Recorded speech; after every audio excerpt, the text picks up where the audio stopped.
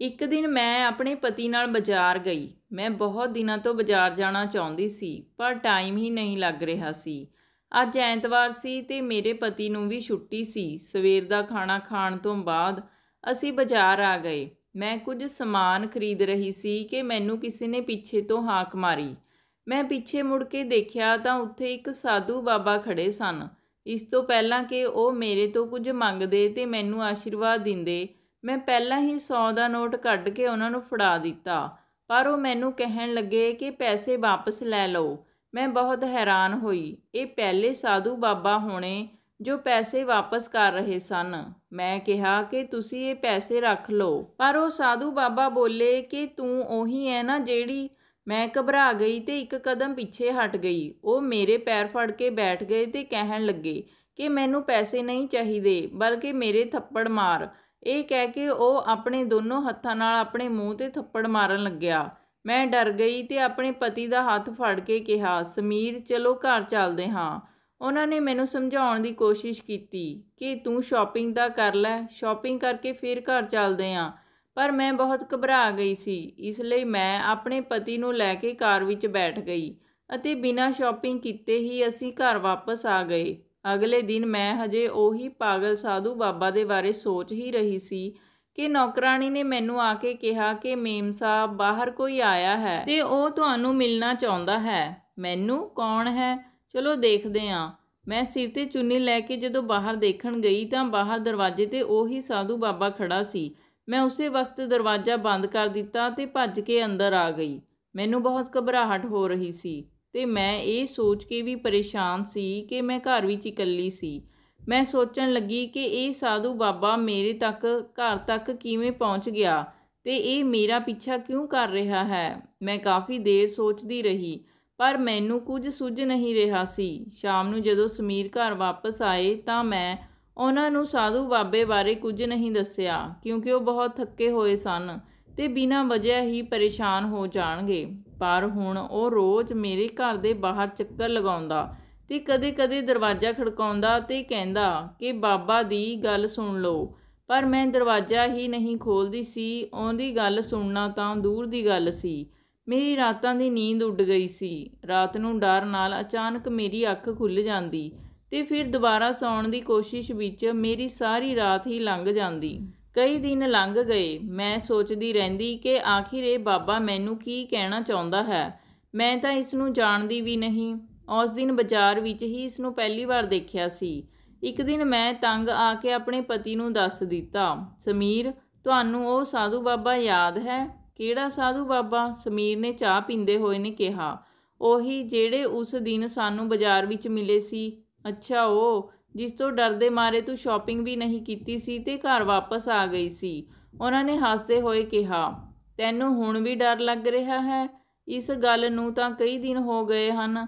ਤਾਂ ਮੈਂ ਉਹਨਾਂ ਨੂੰ ਦੱਸਿਆ ਕਿ ਉਹ ਸਾਧੂ ਬਾਬਾ ਹਰ ਦਿਨ ਆਪਣੇ ਘਰ ਦੇ ਚੱਕਰ ਲਗਾਉਂਦਾ ਹੈ ਤੇ ਕਹਿੰਦਾ ਹੈ ਕਿ ਉਹ ਮੇਰੇ ਨਾਲ ਕੋਈ ਗੱਲ ਕਰਨਾ ਚਾਹੁੰਦਾ ਹੈ। ਅੱਛਾ, ਉਹਨਾਂ ਨੇ ਹੈਰਾਨੀ ਨਾਲ ਕਿਹਾ, ਅਜੀਬ ਗੱਲ ਹੈ, ਉਹ ਸਾਧੂ ਬਾਬਾ ਨੇ ਕੀ ਗੱਲ ਕਰਨੀ ਹੋਵੇਗੀ?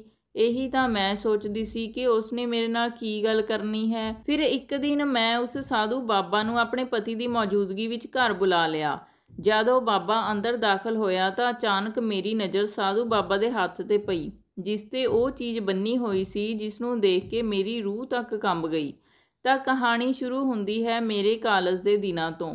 ਮੈਂ ਇੱਕ ਬਹੁਤ ਹੀ ਸਿੱਧੀ ਸਾਦੀ ਤੇ ਸਧਾਰਨ ਜਿਹੀ ਕੁੜੀ ਸੀ। ਮੈਨੂੰ ਚੰਗੇ ਬੁਰੇ ਦੀ ਕੋਈ ਪਹਿਚਾਣ ਨਹੀਂ ਸੀ। ਦੁਨੀਆ ਵਿੱਚ ਕੀ ਹੋ ਰਿਹਾ ਹੈ ਉਸ ਨਾਲ ਮੈਨੂੰ ਕੋਈ ਦਿਲਚਸਪੀ ਨਹੀਂ ਸੀ। ਮੈਂ ਆਪਣੇ ਆਪ ਵਿੱਚ ਹੀ ਰਹਿੰਦੀ, ਆਪਣੀ ਮਸਤੀ 'ਚ ਹੀ ਰਹਿੰਦੀ। ਘਰ ਤੋਂ ਸਿੱਧਾ ਕਾਲਜ ਜਾਂਦੀ ਤੇ ਕਾਲਜ ਤੋਂ ਸਿੱਧਾ ਘਰ ਆ ਜਾਂਦੀ। ਘਰ ਜਾ ਕੇ ਖਾਣਾ ਖਾ ਕੇ ਸੌਂ ਜਾਂਦੀ ਤੇ ਰਾਤ ਦੇ ਖਾਣੇ ਵਿੱਚ ਮੰਮੀ ਦੀ ਮਦਦ ਕਰਦੀ। ਅਸੀਂ 2 ਭੈਣਾਂ ਸੀ। ਵੱਡੀ ਭੈਣ ਦੀ ਮੰਗਣੀ ਹੋਈ ਵੀ ਸੀ ਤੇ ਮੈਂ ਛੋਟੀ ਸੀ। 5-6 ਮਹੀਨਿਆਂ ਵਿੱਚ ਵਿਆਹ ਹੋਣ ਵਾਲਾ ਸੀ। ਮੈਂ ਇੰਨੀ ਵਧੀਆ ਸਟੂਡੈਂਟ ਨਹੀਂ ਸੀ। ਮੈਂ ਮਿਹਨਤ ਕਰਕੇ ਬਸ ਪਾਸ ਹੋ ਜਾਇਆ ਕਰਦੀ ਸੀ। ਇੱਕ ਦਿਨ ਮੈਂ ਆਪਣੀਆਂ ਸਹੇਲੀਆਂ ਦੇ ਨਾਲ ਕਾਲਜ ਤੋਂ ਵਾਪਸ ਆ ਰਹੀ ਸੀ ਤਾਂ ਇੱਕ ਮੁੰਡਾ ਖੜਾ ਮੈਨੂੰ ਘੂਰ ਰਿਹਾ ਸੀ। ਮੈਂ ਵੀ ਉਸ ਨੂੰ ਦੇਖਿਆ ਤੇ ਫਿਰ ਨਜ਼ਰਅੰਦਾਜ਼ ਕਰਕੇ ਚਲੇ ਗਈ। ਅਗਲੇ ਦਿਨ ਫਿਰ ਉਹੀ ਲੜਕਾ ਰਸਤੇ ਵਿੱਚ ਖੜਾ ਨਜ਼ਰ ਆਇਆ। ਮੈਂ ਦੇਖਿਆ ਕਿ ਉਹ ਦੇਖਣ ਵਿੱਚ ਠੀਕ ਠਾਕ ਸੀ, ਮੈਨੂੰ ਦੇਖ ਕੇ ਮੁਸਕਰਾ ਰਿਹਾ ਸੀ। ਫਿਰ ਉਹ ਲੜਕਾ ਰੋਜ਼ ਉੱਥੇ ਹੀ ਖੜਾ ਦਿਖਦਾ। ਮੈਨੂੰ ਵੀ ਉਸਦੀ ਆਦਤ ਹੋ ਗਈ ਸੀ। ਉਹ ਕਹਿੰਦਾ ਤਾਂ ਕੁਝ ਨਹੀਂ ਸੀ, ਕਿਉਂਕਿ ਮੇਰੀਆਂ ਸਹੇਲੀਆਂ ਮੇਰੇ ਨਾਲ ਹੁੰਦੀਆਂ ਸਨ। ਇੱਕ ਦਿਨ ਮੈਨੂੰ ਬੁਖਾਰ ਹੋਣ ਕਰਕੇ ਮੈਂ ਕਾਲਜ ਤੋਂ ਜਲਦੀ ਘਰ ਲਈ ਨਿਕਲ ਗਈ। ਘਰ ਜ਼ਿਆਦਾ ਦੂਰ ਨਹੀਂ ਸੀ, ਇਸ ਲਈ ਮੈਂ ਪੈਦਲ ਹੀ ਆਉਂਦੀ ਜਾਂਦੀ ਸੀ। ਉਹ ਮੁੰਡਾ ਕਾਲਜ ਤੋਂ ਥੋੜ੍ਹੀ ਦੂਰ ਖੜਾ ਮੈਨੂੰ ਨਜ਼ਰ ਆਇਆ। ਮੈਂ ਜਾ ਰਹੀ ਸੀ, ਉਸਨੇ ਮੈਨੂੰ ਇਕੱਲੀ ਨੂੰ ਦੇਖ ਕੇ ਰੋਕਿਆ। ਮੇਰਾ ਦਿਲ ਜ਼ੋਰ-ਜ਼ੋਰ ਦੀ ਧੜਕ ਰਿਹਾ ਸੀ। ਮੈਂ ਹਿੰਮਤ ਕਰਕੇ ਉਸਨੂੰ ਪੁੱਛਿਆ, ਕੀ ਹੈ ਤੇ ਕੌਣ ਹੈ ਤੂੰ, ਤੇ ਰੋਜ਼ ਮੇਰੇ ਰਸਤੇ ਵਿੱਚ ਕਿਉਂ ਖੜਦਾ ਏਂ? ਉਹ ਮੁਸਕਰਾ ਪਿਆ ਤੇ ਕਿਹਾ ਕਿ ਤੇਰੇ ਲਈ। ਮੈਂ ਡਰ ਗਈ। ਉਹ ਮੇਰੀਆਂ ਅੱਖਾਂ ਵਿੱਚ ਅੱਖਾਂ ਪਾ ਕੇ ਕਹਿਣ ਲੱਗਾ, ਆਈ ਲਵ ਯੂ। ਮੈਂ ਤੈਨੂੰ ਪਿਆਰ ਕਰਦਾ ਹਾਂ ਰੂਹੀ। ਮੈਂ ਹੈਰਾਨ ਹੋ ਗਈ। ਉਹ ਤਾਂ ਮੇਰਾ ਨਾਮ ਵੀ ਜਾਣਦਾ ਸੀ। ਮੇਰੇ ਹੱਥ ਪੈਰ ਕੰਬ ਰਹੇ ਸੀ। ਮੈਂ ਪੁੱਛਿਆ ਕਿ ਤੂੰ ਮੇਰਾ ਨਾਮ ਕਿਵੇਂ ਜਾਣਦਾ ਏਂ?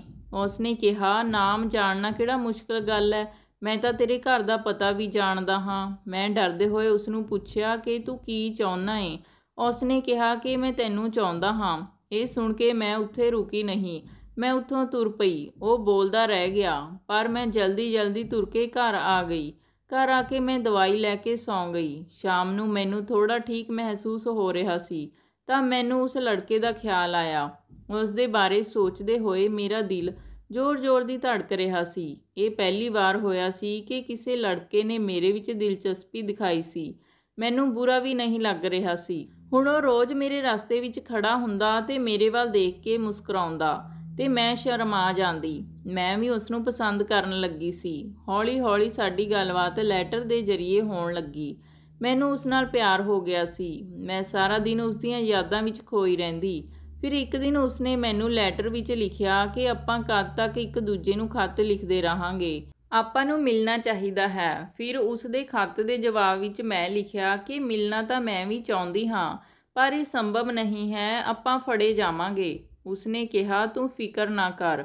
ਉਸਨੇ ਕਿਹਾ, ਤੂੰ ਕਾਲਜ ਆਈ ਤੇ ਉੱਥੋਂ ਮੈਂ ਤੈਨੂੰ ਲੈ ਜਾਵਾਂਗਾ ਤੇ ਛੁੱਟੀ ਦੇ ਟਾਈਮ ਤੈਨੂੰ ਕਾਲਜ ਛੱਡ ਜਾਵਾਂਗਾ।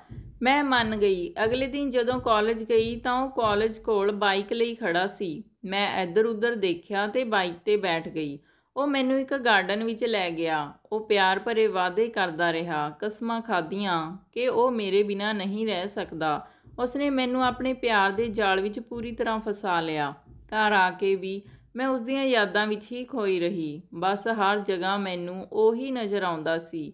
ਉਸ ਨਾਲ ਗੱਲ ਕਰੇ ਬਿਨਾਂ ਹੁਣ ਨਹੀਂ ਰਹਿ ਸਕਦੀ ਸੀ। ਹੁਣ ਅਸੀਂ ਅਕਸਰ ਹੀ ਮਿਲਦੇ ਰਹਿੰਦੇ ਸੀ, ਕਦੇ ਗਾਰਡਨਾਂ ਵਿੱਚ ਤੇ ਕਦੇ ਹੋਟਲਾਂ ਵਿੱਚ। ਇੱਕ ਦਿਨ ਉਹ ਮੈਨੂੰ ਆਪਣੇ ਦੋਸਤ ਦੇ ਫਲੈਟ ਵਿੱਚ ਲੈ ਗਿਆ। ਮੈਂ ਬਹੁਤ ਡਰ ਗਈ ਸੀ। ਮੈਂ ਕਿਹਾ ਕਿ ਇਹ ਤੂੰ ਮੈਨੂੰ ਕਿੱਥੇ ਲੈ ਕੇ ਆਇਆ ਹੈ? ਉਹ ਕਹਿੰਦਾ, ਤੂੰ ਅੰਦਰ ਤਾਂ ਚੱਲ। ਉਹ ਮੇਰਾ ਹੱਥ ਫੜ ਕੇ ਮੈਨੂੰ ਅੰਦਰ ਲੈ ਗਿਆ। ਇਹ ਇੱਕ ਛੋਟਾ ਜਿਹਾ ਫਲੈਟ ਸੀ ਜਿੱਥੇ ਉਹ ਮੈਨੂੰ ਲੈ ਕੇ ਆਇਆ ਸੀ। ਉਹਨੇ ਮੈਨੂੰ ਪਿਆਰ ਭਰੀ ਅਤੇ ਲਗਾਵਟ ਭਰੀਆਂ ਨਜ਼ਰਾਂ ਨਾਲ ਦੇਖਦੇ ਹੋਏ ਕਿਹਾ, ਮੈਂ ਬਹੁਤ ਹੀ ਜਲਦੀ ਆਪਣੇ ਘਰਦਿਆਂ ਨੂੰ ਤੇਰੇ ਘਰ ਰਿਸ਼ਤਾ ਲੈ ਕੇ ਭੇਜਾਂਗਾ। ਮੈਂ ਉਸ ਦੀਆਂ ਚਿਕਨੀਆਂ ਚੋਪੜੀਆਂ ਗੱਲਾਂ ਵਿੱਚ ਆ ਗਈ। ਮੇਰੇ ਕੋਲੋਂ ਉਸ ਦੀ ਗੱਲ ਮੰਨਣ ਤੋਂ ਇਲਾਵਾ ਹੋਰ ਕੋਈ ਚਾਰਾ ਨਹੀਂ ਸੀ। ਮੈਂ ਉਸ ਦੀ ਮੁਹੱਬਤ ਵਿੱਚ ਮਜਬੂਰ ਹੋ ਗਈ।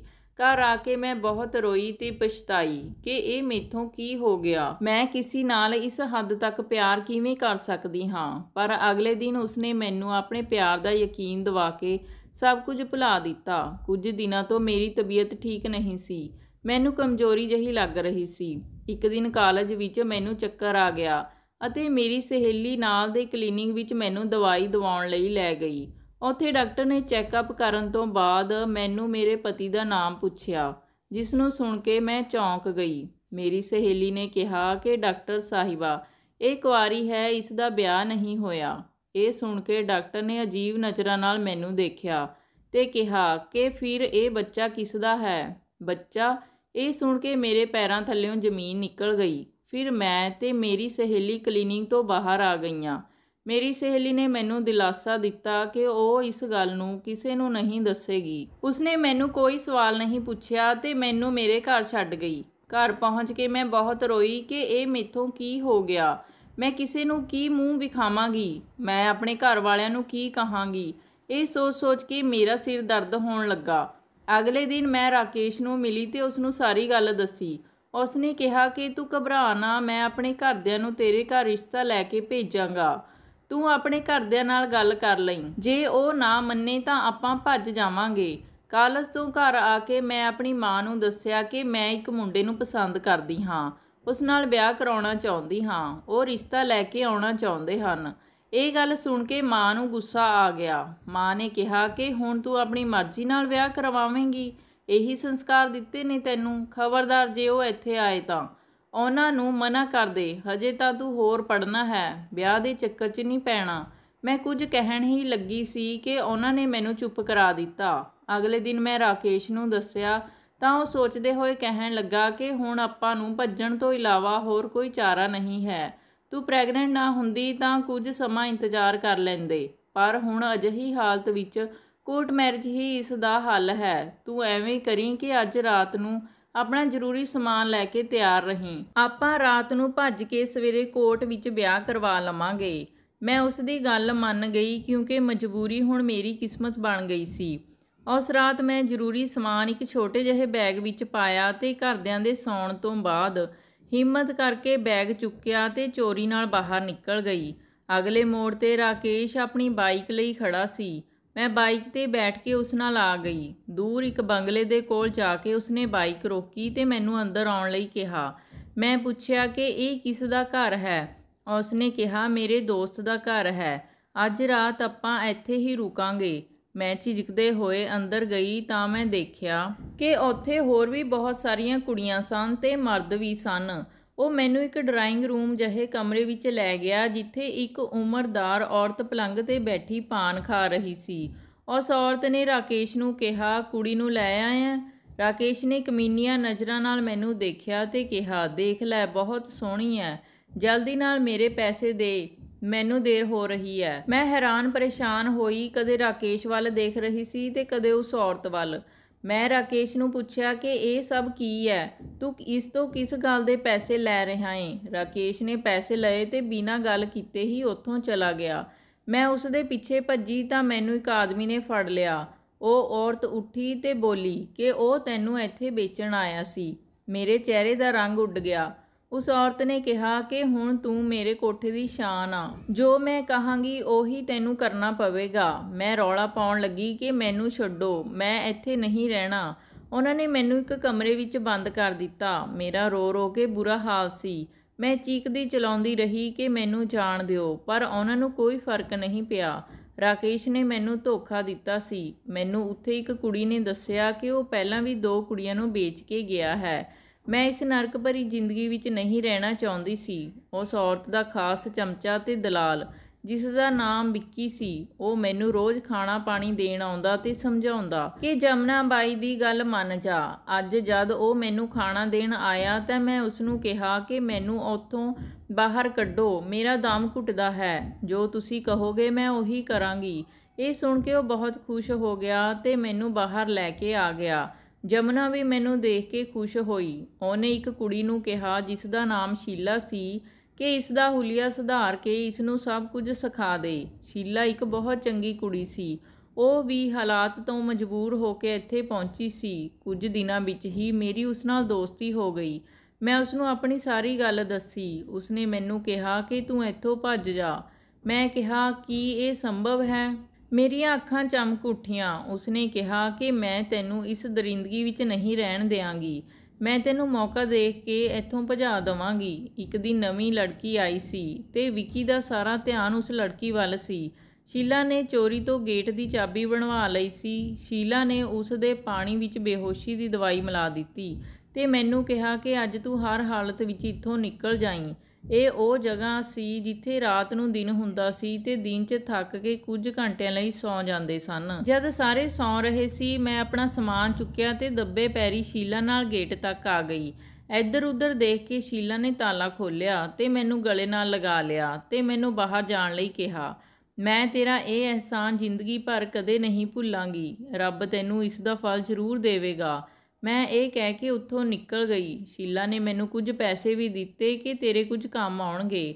ਫਿਰ ਸ਼ੀਲਾ ਨੇ ਤਾਲਾ ਲਗਾ ਲਿਆ ਤੇ ਅੰਦਰ ਚਲੀ ਗਈ। ਮੈਂ ਰਿਕਸ਼ੇ ਵਿੱਚ ਬੈਠ ਕੇ ਸਿੱਧਾ ਉਸ ਕਲੀਨਿਕ ਦੇ ਵਿੱਚ ਪਹੁੰਚੀ। ਡਾਕਟਰ ਨੇ ਮੈਨੂੰ ਦੇਖ ਕੇ ਮੈਨੂੰ ਪਹਿਚਾਣ ਲਿਆ। ਮੈਂ ਉਸਨੂੰ ਸਾਰੀ ਗੱਲ ਦੱਸੀ ਤੇ ਕਿਹਾ ਕਿ ਮੈਂ ਅਬੋਰਸ਼ਨ ਕਰਾਉਣ ਆਈ ਹਾਂ। ਉਸਨੇ ਮੇਰੀ ਗੱਲ ਸੁਣ ਕੇ ਕਿਹਾ ਕਿ ਮੈਂ ਇਹ ਪਾਪ ਦਾ ਕੰਮ ਨਹੀਂ ਕਰਾਂਗੀ।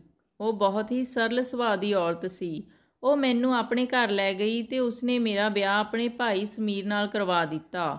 ਸਭ ਕੁਝ ਪਤਾ ਹੋਣ ਦੇ ਬਾਵਜੂਦ ਵੀ ਉਸਨੇ ਮੈਨੂੰ ਕਿਹਾ ਕਿ ਸਮੀਰ ਨੂੰ ਇਸ ਬਾਰੇ ਕੁਝ ਨਾ ਦੱਸੀ, ਮੈਂ ਆਪੇ ਸਾਰਾ ਕੁਝ ਸੰਭਾਲ ਲਵਾਂਗੀ। ਮੈਂ ਬਹੁਤ ਖੁਸ਼ ਸੀ। ਮੈਂ ਸਮੀਰ ਨੂੰ ਕੁਝ ਨਹੀਂ ਦੱਸਿਆ, ਇੱਥੋਂ ਤੱਕ ਕਿ ਬੱਚੇ ਦੇ ਬਾਰੇ ਵੀ ਨਹੀਂ। ਸਮੀਰ ਨੂੰ ਇੰਜ ਲੱਗਦਾ ਸੀ ਕਿ ਬੱਚਾ 7ਵੇਂ ਮਹੀਨੇ ਵਿੱਚ ਪੈਦਾ ਹੋਇਆ ਹੈ। ਉਹ ਬਹੁਤ ਚੰਗੇ ਇਨਸਾਨ ਸੀ ਤੇ ਮੈਨੂੰ ਬਹੁਤ ਪਿਆਰ ਕਰਦੇ ਸੀ। ਜਦ ਮੇਰਾ ਬੇਟਾ 1 ਸਾਲ ਦਾ ਹੋ ਗਿਆ ਤਾਂ ਉਸ ਦਿਨ ਜਦ ਉਹ ਸਾਧੂ ਬਾਬਾ ਨੂੰ ਅਸੀਂ ਅੰਦਰ ਬੁਲਾਇਆ ਤਾਂ ਮੇਰੀ ਨਜ਼ਰ ਉਸ ਦੇ ਹੱਥ 'ਤੇ ਪਈ, ਜਿਸ 'ਤੇ ਉਹ ਘੁੰਗਰੂਆਂ ਵਾਲੀ ਪੱਟੀ ਬੰਨੀ ਹੋਈ ਸੀ, ਜਿਹੜੀ ਕਿ ਰਾਕੇਸ਼ ਦੇ ਹੱਥਾਂ 'ਤੇ ਬੰਨੀ ਹੋਈ ਸੀ। ਮੇਰਾ ਦਿਲ ਤਾਂ ਜਿਵੇਂ ਧੜਕਣਾ ਹੀ ਭੁੱਲ ਗਿਆ ਸੀ, ਇਹ ਜਾਣ ਕੇ ਕਿ ਇਹ ਸਾਧੂ ਬਾਬਾ ਕੋਈ ਸਾਧੂ ਬਾਬਾ ਨਹੀਂ, ਸਗੋਂ ਸਾਧੂ ਬਾਬੇ ਦੇ ਭੇਸ ਵਿੱਚ ਰਾਕੇਸ਼ ਹੈ। ਮੇਰੇ ਪਤੀ ਨੇ ਉਸ ਨੂੰ ਪੁੱਛਿਆ ਕਿ ਤੂੰ ਕੀ ਗੱਲ ਕਰਨਾ ਚਾਹੁੰਦਾ ਹੈ ਤੇ ਮੇਰੇ ਘਰ ਦੇ ਚੱਕਰ ਕਿਉਂ ਲਗਾਉਂਦਾ ਰਹਿਣਾ ਏ।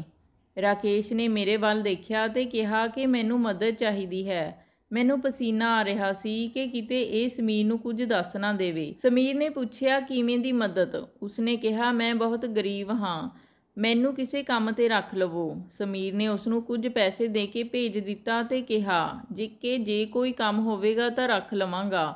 ਅਗਲੇ ਦਿਨ ਸਵੇਰੇ ਸਮੀਰ ਦੇ ਜਾਣ ਤੋਂ ਬਾਅਦ ਮੈਂ ਗੇਟ ਖੋਲ੍ਹ ਕੇ ਉਸ ਨੂੰ ਪੁੱਛਿਆ ਕਿ ਤੂੰ ਕੀ ਚਾਹੁੰਦਾ ਏਂ। ਉਸ ਨੇ ਕਿਹਾ ਕਿ ਮੈਨੂੰ ਪੈਸੇ ਚਾਹੀਦੇ ਹਨ। ਮੈਂ ਉਸ ਨੂੰ ਪੈਸੇ ਦੇ ਦਿੱਤੇ, ਪਰ ਹੁਣ ਹਰ ਵਾਰ ਹੀ ਉਹ ਪੈਸੇ ਲੈਣ ਆ ਜਾਂਦਾ। ਉਹ ਮੈਨੂੰ ਧਮਕੀ ਦੇਣ ਲੱਗਾ ਕਿ ਜੇ ਪੈਸੇ ਨਹੀਂ ਦੇਵੇਂਗੀ ਤਾਂ ਮੈਂ ਤੇਰੇ ਪਤੀ ਨੂੰ ਸਭ ਕੁਝ ਦੱਸ ਦੇਵਾਂਗਾ। ਮੈਂ ਉਸ ਨੂੰ ਬਹੁਤ ਵਾਰ ਪੈਸੇ ਦੇ ਚੁੱਕੀ ਸੀ। ਮੈਂ ਉਸ ਤੋਂ ਛੁਟਕਾਰਾ ਪਾਉਣਾ ਚਾਹੁੰਦੀ ਸੀ। ਮੈਂ ਸੋਚਿਆ ਕਿ ਕਦ ਤੱਕ ਉਸ ਦੇ ਡਰ ਨਾਲ ਜਿਉਂਦੀ ਰਹਾਂਗੀ। ਅਗਲੇ ਦਿਨ ਮੈਂ ਉਸ ਨੂੰ ਪੈਸੇ ਨਾ ਦਿੱਤੇ। ਉਸਨੇ ਮੈਨੂੰ ਕਿਹਾ ਕਿ ਮੈਂ ਤੇਰੇ ਪਤੀ ਨੂੰ ਸਭ ਕੁਝ ਦੱਸ ਦਿੱਤਾ ਹੈ। ਮੈਂ ਬਹੁਤ ਘਬਰਾ ਗਈ। ਹੁਣ ਤੂੰ ਕੀ ਕਰੇਂਗੀ? ਇਹ ਕਹਿ ਕੇ ਉਹ ਹੱਸਣ ਲੱਗਾ। ਉਸੀ ਵਕਤ ਸਮੀਰ ਪੁਲਿਸ ਨੂੰ ਲੈ ਕੇ ਆ ਗਏ ਤੇ ਪੁਲਿਸ ਰਾਕੇਸ਼ ਨੂੰ ਗ੍ਰਿਫਤਾਰ ਕਰਕੇ ਲੈ ਗਈ। ਸਮੀਰ ਮੈਨੂੰ ਲੈ ਕੇ ਅੰਦਰ ਆ ਗਏ।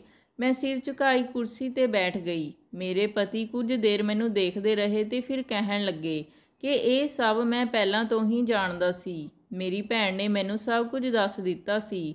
ਮੈਨੂੰ ਤੂੰ ਪਸੰਦ ਸੀ ਤੇ ਤੂੰ ਇੱਕ ਚੰਗੀ ਕੁੜੀ ਸੀ। ਤੇਰੇ ਨਾਲ ਬਹੁਤ ਗਲਤ ਹੋਇਆ, ਪਰ ਮੈਂ ਉਸ ਵਕਤ ਤੈਨੂੰ ਕੀ ਸਜ਼ਾ ਦਿੰਦਾ। ਉਸ ਸਮੇਂ ਤੂੰ ਨਾਦਾਨ ਸੀ। ਤੈਨੂੰ ਵੀ ਪੂਰਾ ਹੱਕ ਸੀ ਕਿ ਤੂੰ ਇੱਕ ਵਧੀਆ ਜ਼ਿੰਦਗੀ ਜੀਵੇਂ। ਮੈਨੂੰ ਤੇਰੇ ਅਤੀਤ ਨਾਲ ਕੋਈ ਮਤਲਬ ਨਹੀਂ। ਤੂੰ ਮੇਰੀ ਇੱਕ ਚੰਗੀ ਜੀਵਨ ਸਾਥੀ ਸਾਬਤ ਹੋਈ ਹੈ ਤੇ ਮੈਂ ਤੈਨੂੰ ਪਿਆਰ ਕਰਦਾ ਹਾਂ। ਮੈਂ ਆਪਣੇ ਪਤੀ ਦੀ ਰਿਣੀ ਹੋ ਗਈ। ਉਹਨਾਂ ਦਾ ਅਹਿਸਾਨ, ਉਹਨਾਂ ਦਾ ਪਿਆਰ ਮੇਰੇ ਕਿਸੇ ਚੰਗੇ ਕਰਮਾਂ ਦਾ ਫਲ ਸੀ। ਮੈਂ ਸਕੂਨ ਦਾ ਸਾਹ ਲਿਆ। ਮੈਂ ਸਮੀਰ ਦੀ ਤਰਫ ਦੇਖਦੇ ਹੋਏ ਸੋਚਣ ਲੱਗੀ ਕਿ ਅੱਜ ਵੀ ਇਸ ਦੁਨੀਆ 'ਤੇ ਚੰਗੇ ਇਨਸਾਨ ਹਨ, ਜਿਵੇਂ ਕਿ ਇਹ ਦੋਨੇ ਭੈਣ ਭਾਈ, ਪਰ ਇਹੋ ਜਿਹੇ ਮਹਾਨ ਲੋਕ ਹਰ ਕਿਸੇ ਨੂੰ ਨਹੀਂ ਮਿਲਦੇ। ਮੈਂ ਕਿਸਮਤ ਵਾਲੀ ਸੀ ਕਿ ਦੁਨੀਆ ਦੀਆਂ ਠੋਕਰਾਂ ਖਾਣ ਤੋਂ ਬਚ ਗਈ। ਪਰ ਮੇਰੀ ਉਹਨਾਂ ਸਾਰੀਆਂ ਕੁੜੀਆਂ ਨੂੰ ਬੇਨਤੀ ਹੈ ਕਿ ਉਹ ਜਵਾਨੀ ਵਿੱਚ ਕੋਈ ਵੀ ਅਜਿਹਾ ਕੰਮ ਨਾ ਕਰਨ ਜਿਸ ਨਾਲ ਉਹਨਾਂ ਦੇ ਮਾਤਾ-ਪਿਤਾ ਦਾ ਸਿਰ ਸ਼ਰਮ ਨਾਲ ਝੁਕ ਜਾਵੇ ਤੇ ਆਪ ਵੀ ਸਾਰੀ ਜ਼ਿੰਦਗੀ ਬਦਨਾਮ ਹੋ ਕੇ ਰਹਿ ਜਾਣ। ਤਾਂ ਦੋਸਤੋ, ਜੇ ਮੇਰੀ ਅੱਜ ਦੀ ਇਹ ਕਹਾਣੀ ਤੁਹਾਨੂੰ ਪਸੰਦ ਆਈ ਤਾਂ ਵੀਡੀਓ ਨੂੰ ਲਾਈਕ ਅਤੇ ਸ਼ੇਅਰ ਜ਼ਰੂਰ ਕਰਿਓ ਤੇ ਕਮੈਂਟ ਵੀ ਜ਼ਰੂਰ ਕਰਿਓ ਤੇ ਚੈਨਲ ਤੇ ਨਵੇਂ ਹੋ ਤਾਂ ਚੈਨਲ ਨੂੰ ਸਬਸਕ੍ਰਾਈਬ ਕਰਨਾ ਨਾ ਭੁੱਲਿਓ। ਧੰਨਵਾਦ ਜੀ।